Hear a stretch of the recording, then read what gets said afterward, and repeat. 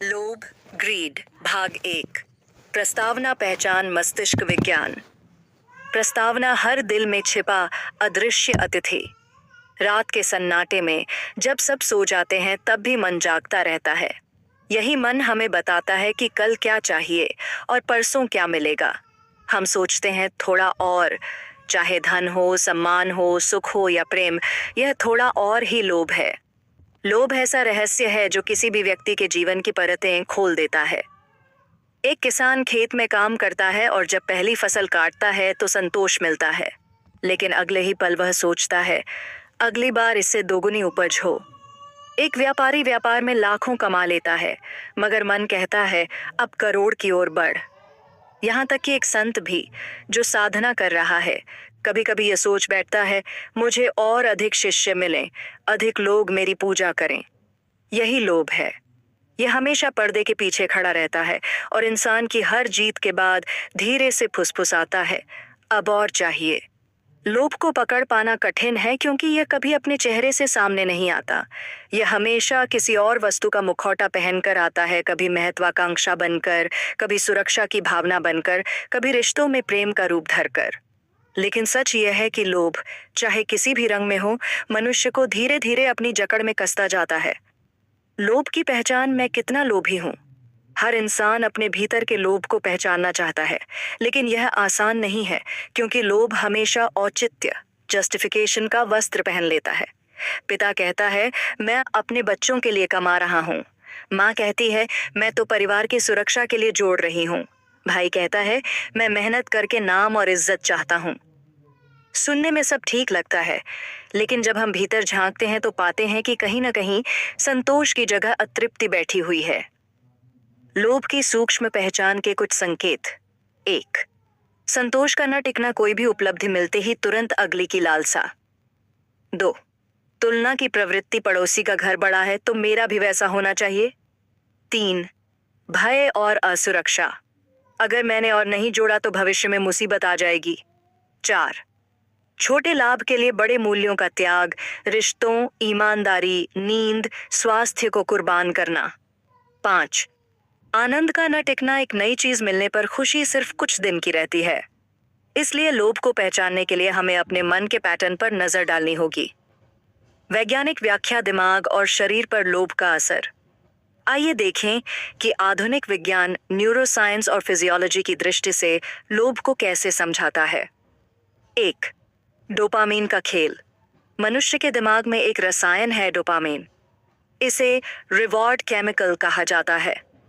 जब हमें कुछ नया मिलता है, जैसे पैसा, प्रशंसा, स्वादिष्ट भोजन या प्रेम, तो दिमाग डोपामीन रिलीज करता है। इससे हमें सुख और आनंद का अनुभव होता है। समस्या यह है कि डोपामीन हमें संतोष नहीं देता, बल्कि ललक, क्रेविंग पैदा करता है। यानी जो चीज मिली है उसका आनंद तुरंत कम होने लगता है और दिमाग कहता है फिर से चाहिए और चाहिए। यही कारण है कि एक व्यापारी जिसने करोड़ कमा लिया, वही आनंद फिर से पाने के लिए और बड़ा जोखिम लेता है। या फिर एक जुआरी जिसने एक बार जीत लिया, वही डोपामीन की लहर पाने के लिए बार बार खेलता है। 2। लोभ और रिवॉर्ड सर्किट। मानव मस्तिष्क का रिवॉर्ड सर्किट खासकर न्यूक्लियस एक्यूमेंस, न्यूक्लियस अकम्बेंस और प्रीफ्रंटल कॉर्टेक्स से जुड़ा होता है। न्यूक्लियस एक्यूमेंस हमें लालच और उत्साह की भावना देता है। प्रीफ्रंटल कॉर्टेक्स सोचने, समझने और नियंत्रण का काम करता है। जब लोभ हावी होता है तो न्यूक्लियस एक्यूमेंस ज्यादा सक्रिय हो जाता है और प्रीफ्रंटल कॉर्टेक्स की ब्रेक कमजोर पड़ जाती है। इसका नतीजा है हम जानते हुए भी गलत फैसले लेने लगते हैं। 3। शरीर पर असर। लोभ सिर्फ मन को ही नहीं, शरीर को भी प्रभावित करता है। हृदय गति बढ़ना, कुछ पाने की चाह में तनाव बढ़ता है। कॉर्टिसोल हार्मोन का स्तर बढ़ना, लगातार चिंता और असुरक्षा से इम्यून सिस्टम कमजोर होता है। नींद की कमी, दिमाग हमेशा योजनाएं बनाता रहता है जिससे अनिद्रा होने लगती है। पाचन गड़बड़ी, चिंता और लालसा से पेट की बीमारियां पनपती हैं। वैज्ञानिक शोध बताते हैं कि जो लोग लगातार अधिक की मानसिकता में रहते हैं, उनमें हार्ट अटैक, स्ट्रोक और डिप्रेशन का खतरा कई गुना ज्यादा होता है। 4। लोभ और नशे की लत में समानता। आधुनिक मनोविज्ञान बताता है कि लोभ और नशा, एडिक्शन, लगभग एक ही प्रक्रिया पर चलते हैं। दोनों में दिमाग का डोपामीन तंत्र शामिल है। फर्क बस इतना है कि नशा शराब, ड्रग्स या जुए से होता है। लोभ धन, प्रतिष्ठा, संबंधों या वस्तुओं से होता है। दोनों ही व्यक्ति को धीरे धीरे अंदर से खोखला कर देते हैं। निष्कर्ष भाग 1 का। भाग 1 से हमने यह समझा कि लोभ हर व्यक्ति के भीतर छिपा हुआ है। इसकी पहचान करना आसान नहीं, क्योंकि यह औचित्य का मुखौटा पहन लेता है। दिमाग और शरीर के स्तर पर लोभ का सीधा असर पड़ता है। डोपामीन हमें बार बार थोड़ा और की ओर धकेलता है। अगर इसे न समझा जाए तो यह धीरे धीरे एक नशे जैसा रूप ले लेता है। लोभ, ग्रीड। भाग 2, परिवार और रिश्तों में लोभ के उदाहरण। परिवार, जहां प्रेम भी है और लोभ भी। परिवार मनुष्य का पहला विद्यालय है। यहीं हम प्रेम, करुणा, त्याग सीखते हैं। लेकिन इसी परिवार में लोभ की पहली चिंगारी भी जन्म लेती है, क्योंकि रिश्तों के भीतर अपेक्षाएं, एक्सपेक्टेशंस होती हैं, और अपेक्षा जब अनियंत्रित लालसा में बदल जाती है, वही लोभ का रूप ले लेती है। एक पिता कहता है, मैं अपने बच्चों के लिए कमाता हूं। यह वाक्य सुनने में त्यागपूर्ण लगता है, लेकिन कई बार इसके भीतर छिपा होता है स्वयं का लोभ। पिता को लगता है कि बेटा बड़ा होकर उसकी सेवा करेगा, उसका नाम रोशन करेगा। कई पिता अपने बच्चों पर वही थोप देते हैं जो उन्होंने खुद सपनों में देखा था। डॉक्टर बनो, इंजीनियर बनो, IAS बनो। कुछ पिता पैसा जमा करते हैं लेकिन बच्चों पर खर्च करने में संकोच करते हैं, ताकि संपत्ति उन्हीं के नाम रहे। उदाहरण, गांव का एक किसान था। उसने सारी जिंदगी खेतों में पसीना बहाकर पैसा जमा किया, लेकिन जब बेटे की पढ़ाई पर खर्च करने का समय आया तो उसने कहा, अभी क्यों खर्च करें, बाद में देखेंगे। बेटा पढ़ाई में पिछड़ गया और वही खेतीहर मजदूर बन गया। यहाँ पिता का लोभ पैसा न खर्च करने का बेटे का भविष्य खा गया। 2, माता का लोभ। माँ को हम ममता का प्रतीक मानते हैं, लेकिन माँ भी इंसान है और कभी कभी लोभ उसके भीतर भी घर कर लेता है। कुछ माताएं बेटे के प्यार में बहुओं से ईर्ष्या करती हैं। कुछ माताएं चाहती हैं कि उनकी हर बात अंतिम मानी जाए, घर में उनकी सत्ता बनी रहे। कुछ माताएं मायके की ओर अधिक खिंचाव रखती हैं और चाहती हैं कि पतिव्रता दक्षाये सामना बच्चे मायके पर अधिक खर्च करें। उदाहरण, शहर की एक गृहिणी थी। उसका बेटा शादी करके बहू लाया।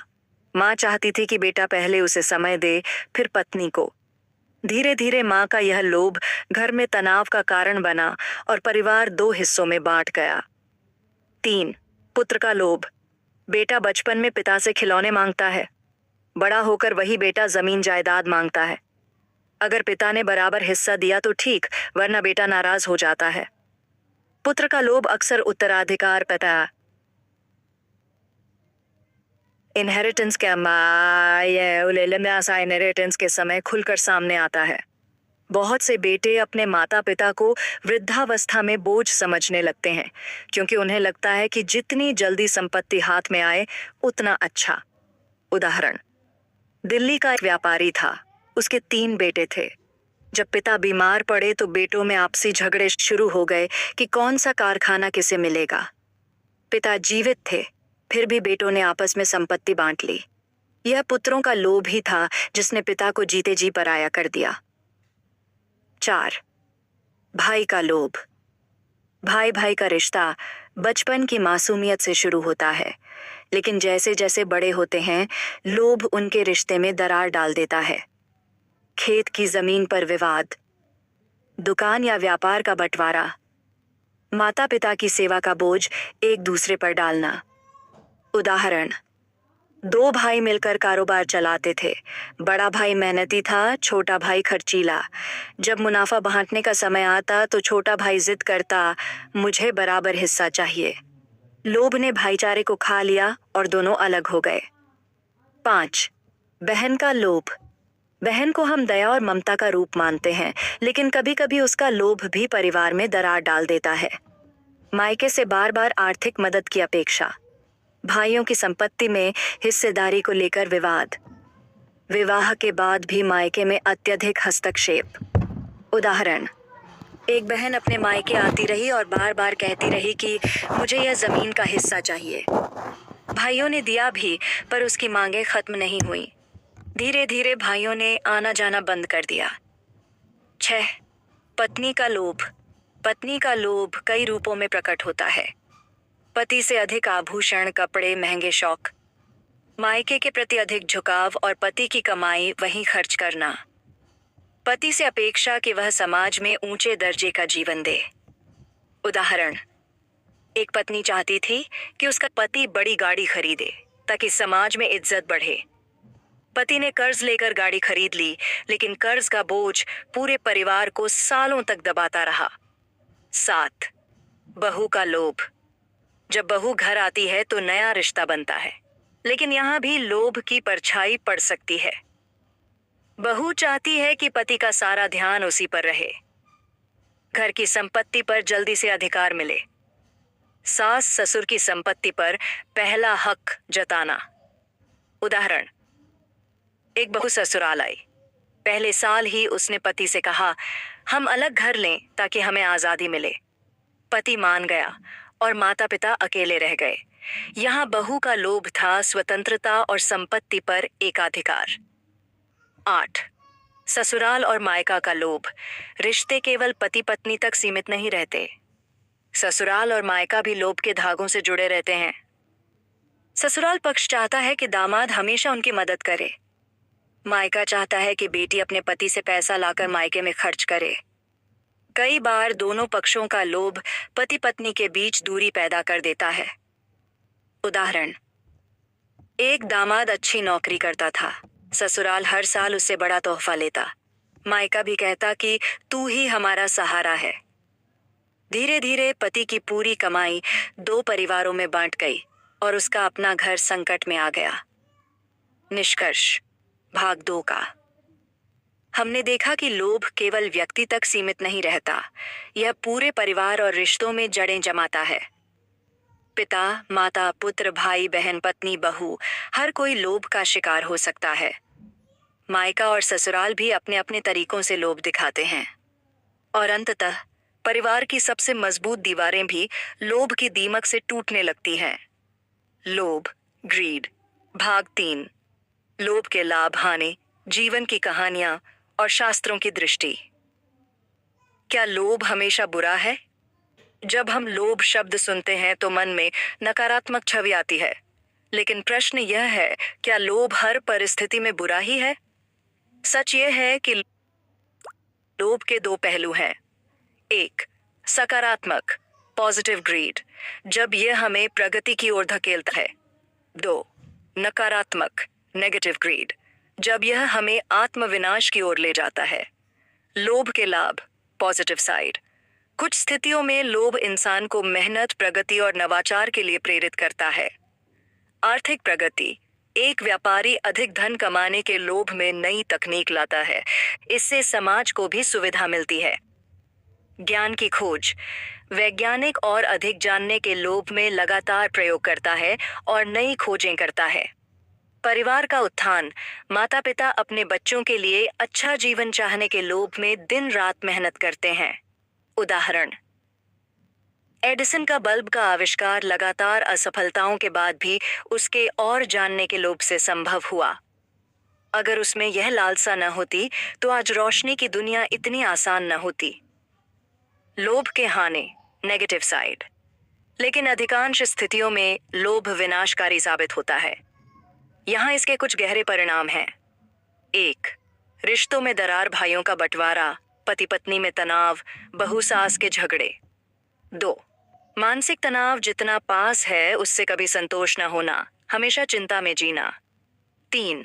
शारीरिक बीमारियां, नींद की कमी, दिल की बीमारियां, मधुमेह, पाचन गड़बड़ी। 4. नैतिक पतन, रिश्वत, धोखा, झूठ, हत्या तक। 5. आध्यात्मिक पतन, आत्मा का प्रकाश धुंधला पड़ना, शांति का न मिलना। उदाहरण, नकारात्मक, महाभारत में कौरवों का लोभ स्पष्ट है। हस्तिनापुर का राज्य पहले ही धृतराष्ट्र के पास था, परंतु दुर्योधन ने पांडवों से उनकी जमीन तक छीनने की कोशिश की। यही लोभ महायुद्ध का कारण बना। जीवन से जुड़ी कहानियां, लंबे उदाहरण। कहानी एक व्यापारी और 3 बेटे। एक व्यापारी था जिसके पास बहुत संपत्ति थी। उसने अपने बेटों को कहा, यह सब तुम्हारा होगा, लेकिन पहले तुम मेहनत करो। बेटों ने मेहनत करने की बजाय जल्दी सब कुछ पाने की चाह की। उन्होंने पिता को मजबूर किया कि संपत्ति बांट दें। जैसे ही संपत्ति हाथ लगी, बेटों ने व्यापार बिगाड़ दिया और परिवार टूट गया। यहाँ लोभ ने मेहनत को मार दिया और विनाश को जन्म दिया। कहानी 2 किसान और सोने का अंडा। यह कहानी हम बचपन से सुनते आए हैं। एक किसान के पास सोने का अंडा देने वाली मुर्गी थी। पहले वह रोज एक अंडे से संतुष्ट था, लेकिन जल्दी अमीर बनने के लोभ में उसने मुर्गी को मार दिया। परिणाम न मुर्गी रही न अंडे। यह कहानी बताती है कि लोभ हमें धैर्य और संतोष से वंचित कर देता है। कहानी 3 आधुनिक उदाहरण। आज के समय में भी देखिए, कई लोग बैंक से लोन लेकर बिना क्षमता के बड़े घर और गाड़ी खरीद लेते हैं। पहले कुछ दिन शान होती है, लेकिन बाद में कर्ज का बोझ उन्हें तोड़ देता है। यह भी आधुनिक लोभ की कीमत है। शास्त्रों की दृष्टि से लोभ।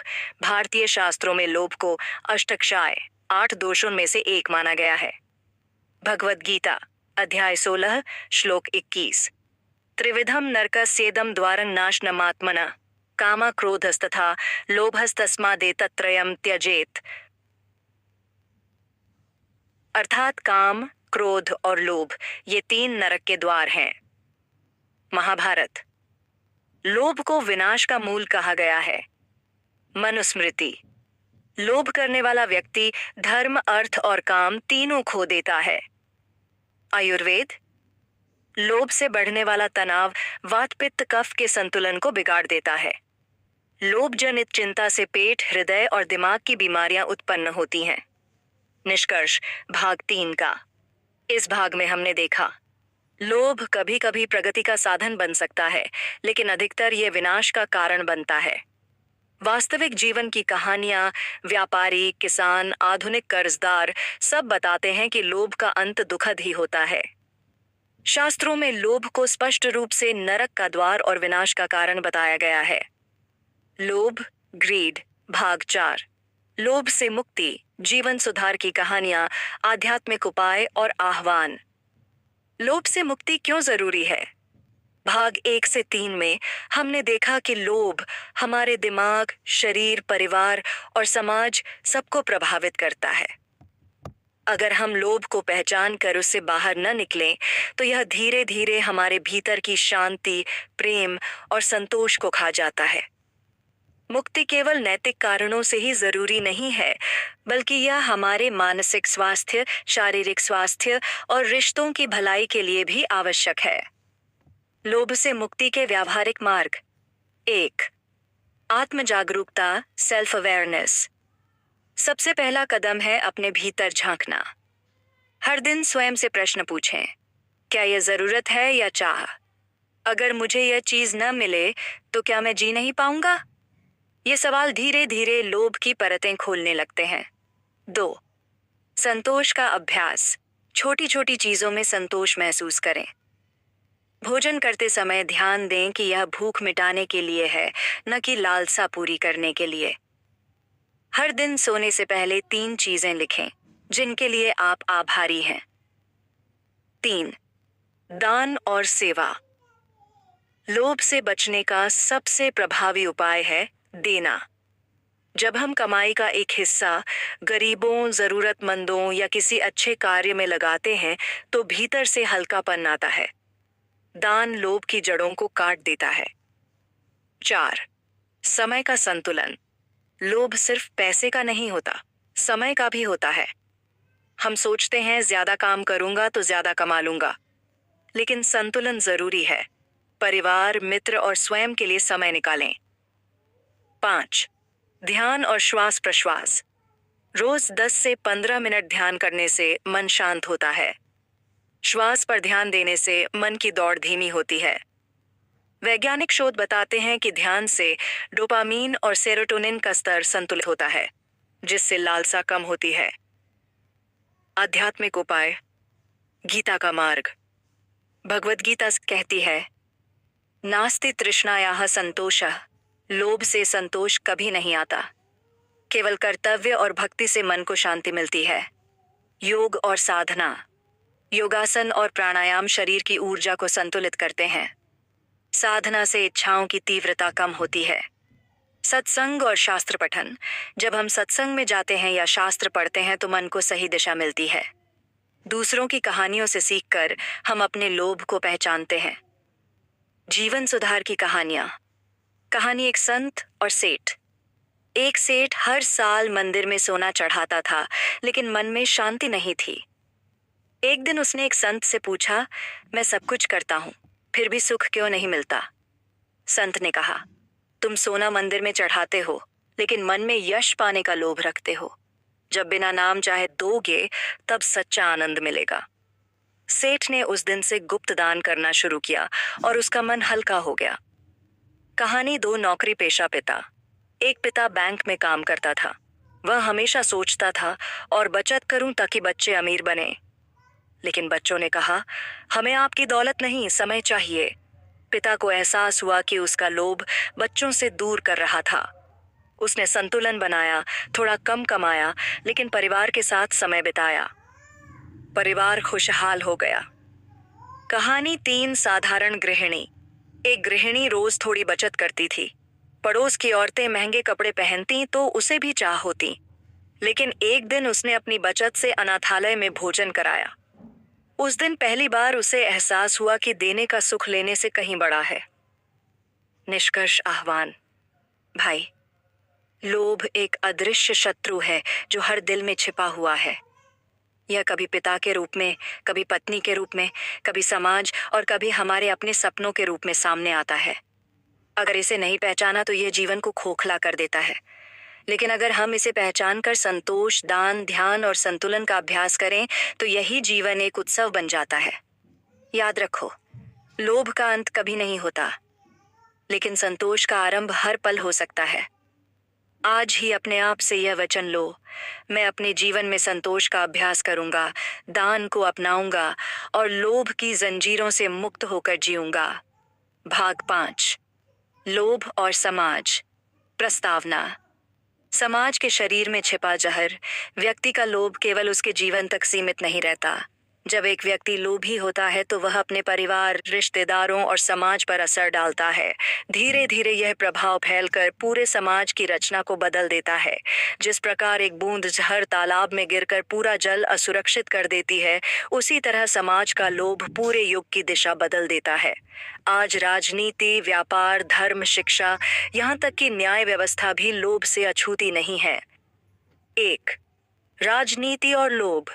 राजनीति का उद्देश्य जनता की सेवा और व्यवस्था का संचालन है, लेकिन जब सत्ता का लोभ हावी हो जाता है तो नेता सेवा के बजाय कुर्सी बचाने और सत्ता बढ़ाने की जुगत में लग जाते हैं।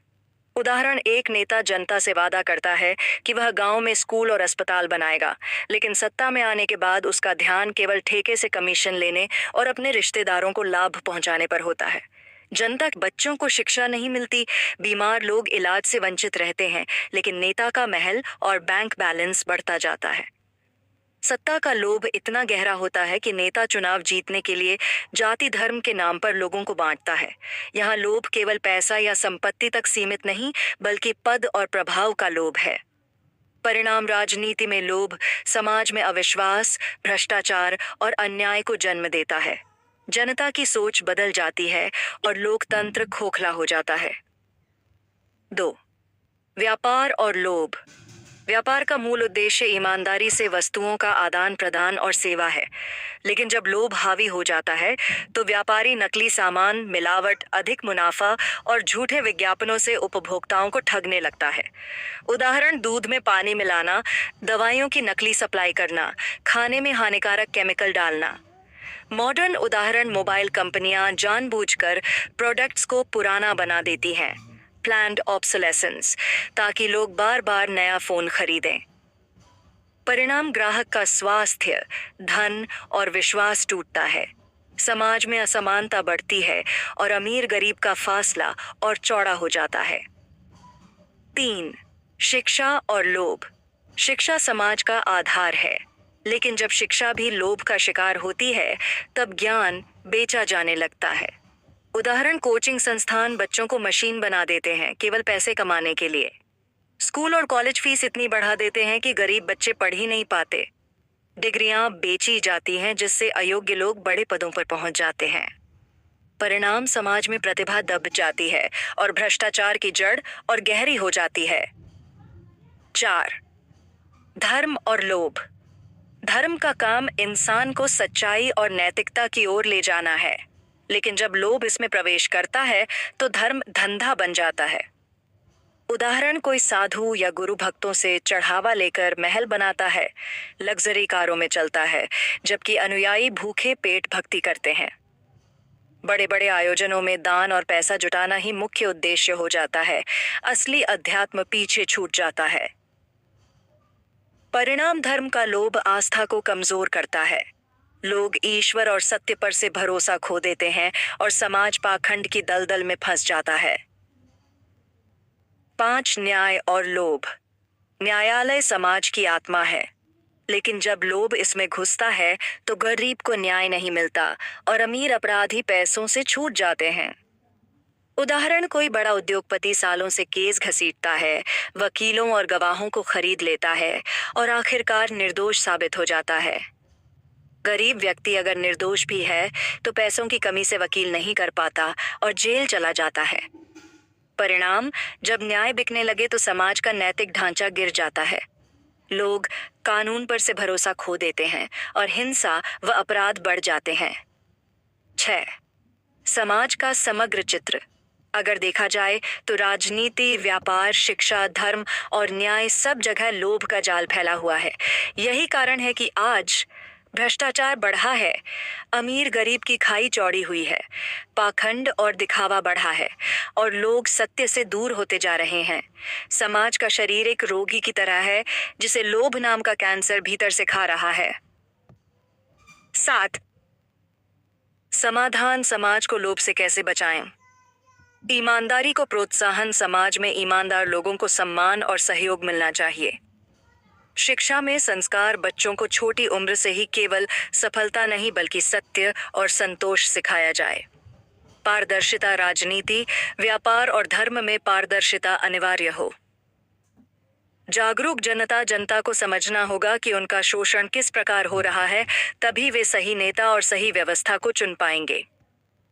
निष्कर्ष, लोभ व्यक्ति का नहीं बल्कि पूरे समाज का दुश्मन है। यह परिवार से शुरू होता है, लेकिन राजनीति, व्यापार, शिक्षा, धर्म और न्याय हर स्तर तक फैल जाता है।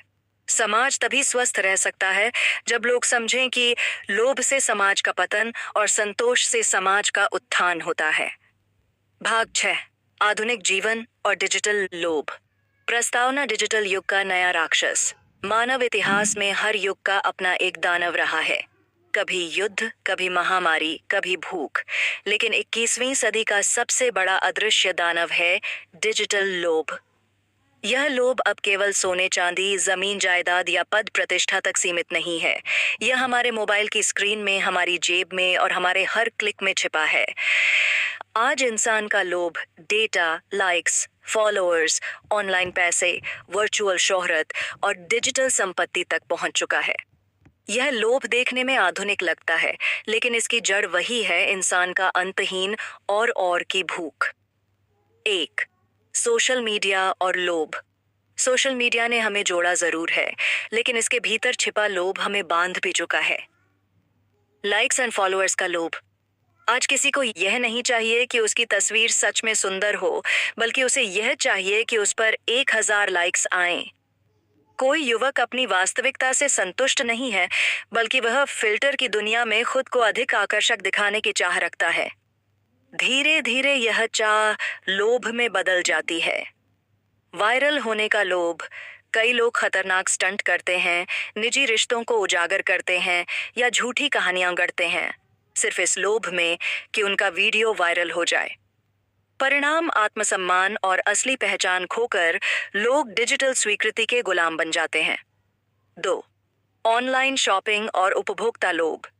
डिजिटल युग में खरीदारी केवल जरूरत तक सीमित नहीं रही। उदाहरण, एक व्यक्ति को केवल एक जोड़ी जूते चाहिए, लेकिन ऑनलाइन सेल देखकर वह 5 खरीद लेता है। Big billion days, Black Friday, festival sale, ये सब मानव के लोभ को जगाने के नए जाल हैं। मन की चालाकी। दिमाग को डोपामिन हिट मिलता है जब हम ऑर्डर प्लेस्ड देखते हैं। यह हिट एक तरह का नशा है और धीरे धीरे यह नशा लोभ में बदल जाता है। परिणाम, घर कचरे से भर जाते हैं, जेब खाली हो जाती है और कर्ज का बोझ बढ़ जाता है। 3. क्रिप्टो, स्टॉक्स और जल्दी अमीर बनने का लोभ। आज का इंसान मेहनत से नहीं बल्कि शॉर्टकट से अमीर बनना चाहता है। क्रिप्टो का लोभ। हजारों लोग रातों रात करोड़पति बनने की चाह में क्रिप्टो करेंसी में पैसा लगाते हैं। कुछ लोग सफल होते हैं, लेकिन लाखों लोग अपना सब कुछ गंवा बैठते हैं। स्टॉक मार्केट का लोभ। निवेश एक स्वस्थ आदत है, लेकिन जब यह जुआ बन जाता है तो यह लोभ की गिरफ्त है। लोग उधार लेकर, घर गिरवी रखकर शेयर खरीदते हैं और डूब जाते हैं। परिणाम, मानसिक तनाव, परिवार का बिखरना और कंगाली तक। 4. गेमिंग और डिजिटल रिवॉर्ड का लोभ। उदाहरण, मोबाइल गेम्स में इन ऐप परचेज का लोभ इतना गहरा है कि छोटे बच्चे भी हजारों रुपए खर्च कर देते हैं। Digital reward, achievement unlock, level up, coins earned, यह सब दिमाग में लोभ की आग को और हवा देते हैं। परिणाम, पढ़ाई, रिश्ते और वास्तविक जीवन पीछे छूट जाते हैं। 5. दिखावे की डिजिटल जिंदगी। इंस्टाग्राम और फेसबुक पर लोग अपनी लग्जरी लाइफ दिखाते हैं, महंगी कारें, विदेशी यात्राएं, ब्रांडेड कपड़े। लेकिन सच्चाई ये है कि इनमें से बहुत कुछ किराए का होता है। कोई कार केवल फोटोशूट के लिए किराए पर लेता है, कोई होटल में एक दिन रुककर साल भर उसका दिखावा करता है। यह सब स्टेटस लोभ है जो समाज में ईर्ष्या और असुरक्षा को बढ़ाता है। 6. डिजिटल धोखाधड़ी और लोभ। जल्दी पैसा कमाओ वाले scam, online lottery, fake trading apps, ये सब इंसान के लोभ को निशाना बनाकर ही पनपते हैं। जो लोग बिना मेहनत के दौलत का सपना देखते हैं, वही इनके शिकार बनते हैं। 7. समाधान डिजिटल लोभ से कैसे बचें। 1. जागरूकता, यह समझना कि लाइक असली प्यार नहीं है और फॉलोअर्स असली सम्मान नहीं। 2. संतुलन, ऑनलाइन शॉपिंग जरूरत तक सीमित रखें। 3. वित्तीय अनुशासन, निवेश सोच समझकर करें, लालच से नहीं। 4. डिजिटल डिटॉक्स, समय समय पर सोशल मीडिया से दूरी बनाएं। 5. आत्मसंतोष, असली खुशी बाहर नहीं, भीतर मिलती है। निष्कर्ष, डिजिटल युग ने हमें सुविधा दी है, लेकिन इसके साथ नया लोभ भी पैदा कर दिया है। अब लोभ सिर्फ सोने या जमीन तक सीमित नहीं है, बल्कि लाइक्स, फॉलोअर्स, वर्चुअल पैसे और ऑनलाइन शोहरत तक फैल चुका है। अगर इंसान ने इस डिजिटल लोभ पर नियंत्रण नहीं किया, तो आने वाला समय और भी खतरनाक हो सकता है। याद रखिए, लोभ चाहे पारंपरिक हो या डिजिटल, उसका परिणाम एक ही है, असंतोष, दुख और विनाश। भाग 7। आध्यात्मिकता में छिपा लोभ। प्रस्तावना, सबसे गुप्त लोभ। लोभ की सबसे खतरनाक और छिपी हुई परत वही है जो पवित्रता के आवरण में छिपी होती है। जब कोई व्यक्ति धन या सत्ता के लिए लालची होता है, तब समाज उसे आसानी से पहचान लेता है। लेकिन जब वही लोभ भक्ति, आध्यात्मिकता, साधना या मोक्ष के नाम पर सामने आता है, तब उसे पहचानना मुश्किल हो जाता है। यही कारण है कि आध्यात्मिक लोभ सबसे खतरनाक है, क्योंकि यह बाहरी रूप से पुण्य दिखता है, पर भीतर से पाप पोषित करता है। 1. मोक्ष का लोभ। बहुत से साधक साधना इसलिए नहीं करते कि उनका मन शुद्ध हो, बल्कि इसलिए करते हैं कि उन्हें मोक्ष या स्वर्ग मिल जाए। यह भी एक प्रकार का इनाम पाने का लोभ है। जब ध्यान और भक्ति केवल लाभ के लिए हो, तो वह आध्यात्मिकता नहीं बल्कि लोभ है। उदाहरण, कोई व्यक्ति हर रोज मंदिर जाता है, पर उसके मन में केवल यही रहता है कि ईश्वर मुझे नौकरी दिला दे, पैसा बढ़ा दे, समस्या हल कर दे। उसकी पूजा ईश्वर प्रेम नहीं बल्कि इच्छाओं का सौदा है। 2. गुरु और शिष्य में लोभ। गुरु का लोभ। कुछ आध्यात्मिक गुरु लोभ में फंसकर अपने शिष्यों से अपार दान लेते हैं, बड़े बड़े आश्रम और साम्राज्य खड़े कर लेते हैं। बाहर से वे त्यागी दिखते हैं, भीतर से वे भी भोगी होते हैं। शिष्य का लोभ। कई शिष्य गुरु के पास इसलिए जाते हैं कि उन्हें अलौकिक शक्ति मिल जाए। कोई चाहता है कि वह दूसरों का भविष्य देख सके, कोई चाहता है कि वह बीमारियों को छूकर ठीक कर सके। यह सब भी आध्यात्मिक लोभ है। 3. धर्मस्थलों का लोभ। धर्म स्थान जैसे मंदिर, मस्जिद, गुरुद्वारा या चर्च ये भक्ति और शांति के केंद्र होने चाहिए, लेकिन अक्सर यहाँ भी लोभ की परछाई दिखाई देती है। दान का लोभ। भक्त ईश्वर से सौदा करते हैं, भगवान अगर मेरा काम बन गया तो मैं इतना चढ़ावा चढ़ाऊंगा। प्रबंधन का लोभ। कई धर्मस्थलों का प्रबंधन इस पर लड़ता है कि चढ़ावे का पैसा किसके हाथ में आए।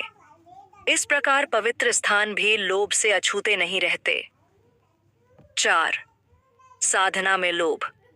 कुछ लोग साधना करते हैं लेकिन उसका उद्देश्य शांति नहीं बल्कि शक्ति होता है। तंत्र मंत्र की साधना में लोग धन, आकर्षण या दूसरों पर वर्चस्व पाने के लिए तपस्या करते हैं। कई बार साधक केवल इस लोभ में पड़ जाते हैं कि वे असाधारण दिखें और समाज उन्हें पूजे। परिणाम साधना का मूल उद्देश्य खो जाता है और साधक का पतन होता है। 5. आध्यात्मिक दिखावे का लोभ। आजकल बहुत से लोग सोशल मीडिया पर आध्यात्मिक इन्फ्लुएंसर बन गए हैं। कोई ध्यान करते हुए अपनी फोटो डालता है, कोई कथा या मंत्र का वीडियो बनाता है।